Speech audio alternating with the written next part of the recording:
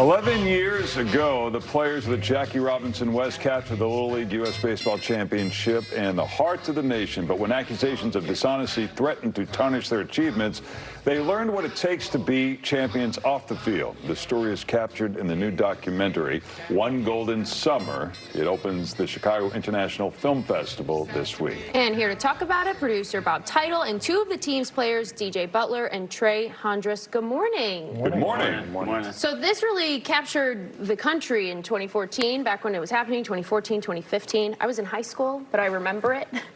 What makes now the right time to revisit it and talk about it through this documentary? Well, I think for me it was, in 2014, like everybody else, I was captivated. I wanted to tell this story. I thought it was a great narrative movie. I met the coach, met some of the players. And then when the decision came down and they stripped the title, I was devastated like everybody else. But then I realized the story is really about these kids, their family, perseverance, and brotherhood. So we had to make a documentary. Before we get to that, I mean, I remember doing interviews on, but it's been a long time. So was this an honest mistake, or was this an overzealous coach? What was the source of this taking in kids from outside the legal boundaries? Well, you have to watch the movie, and it's a lot more nuanced than that. I mean, this movie was truly about these kids' journeys and what they went through and what they persevered through. And when you see the movie, you'll see a lot of that.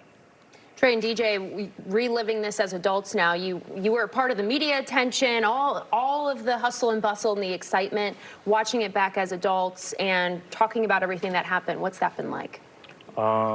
It's been surreal. And also, too, it's just been something that at the time, like, we were young, so, like, we didn't know, like, how to really, like, how to feel. You were 12. Yeah, it was, like, it was crazy.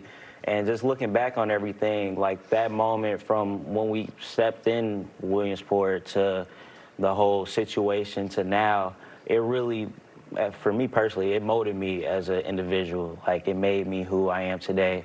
It created a sense of, a wisdom and also, like, a maturity of knowing how to get through adversity and conquering what's I have in store and what's next for me. So that's something that I appreciate looking back on. So, Tré, you're in school. I'm sure you've taken a philosophy class here and there. At some point, did you, as an adult, grapple with whatever ethical issues were involved here?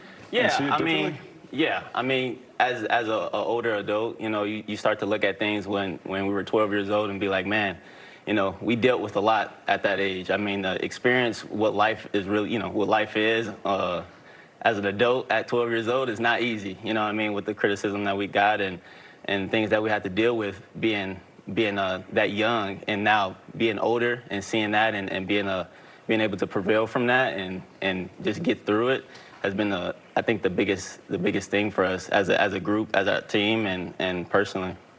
I'm sure you never forget all of the wins, especially like everyone following all of your success as kids, but is it hard to look back on, or can you describe the moment when everything was taken away?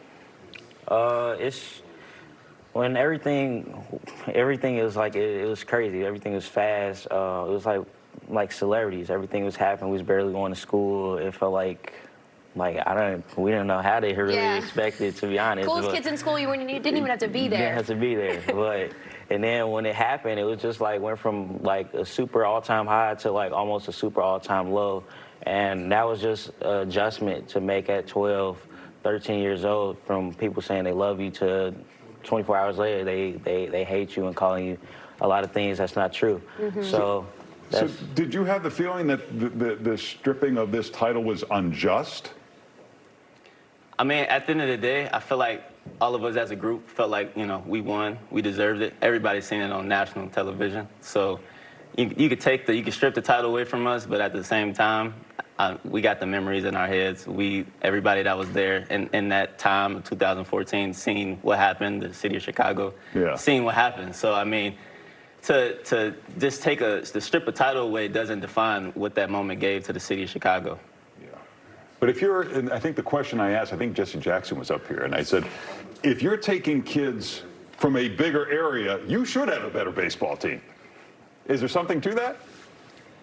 Well, I believe, I think you should watch the film because it gives you more, in-depth look and everything like that, because I'm not I'm not gonna like tell you what's going on and try to like persuade or anything, but in the film it gives a real deep dive of actually what's going on and who was involved, and you're gonna really realize that it was a lot of I don't want to say hating, but Much ado about nothing. There's a lot of people that didn't like how we were and how talented as we were as players, and they got, you know, the criticism and the jealousy creeped in and trying to sabotage.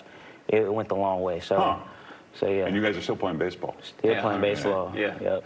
And Bob, as the producer, what do you hope people understand differently or take out of this film? I just want them to see the brotherhood of these young men and what they went through and their families and everybody galvanized around them. That's what I really want them to take from and this. if I remember, you know, there's been this narrative in baseball, like, where have all the African-American baseball players gone? Did that play a part in the criticism here? I think it did. Yeah. I really think it did. And the interesting thing you'll see in this documentary is 9 out of these 13 kids are still playing baseball on some type of level. That says a lot. Yeah, and you guys are you're playing at UIC, or were you? I'm playing professionally. I finished my first pro year with the Birmingham Bloomfield Beavers. It's an indie ball team out in Michigan. So, nice. And Tré, you're waiting to see? Getting ready to play some pro ball next year, and just finishing up my bachelor's and master's degree. So that's been a pretty exciting thing in my household. But now, you know, now it's the fun part and just playing ball. Good. Well, I'm glad you guys are doing well. Thank you so much. It's great. Great to have you with us. One Golden Summer screens tomorrow night, Wednesday at the Music Box Theater. The Chicago International Film Festival goes from October 15th to the 26th.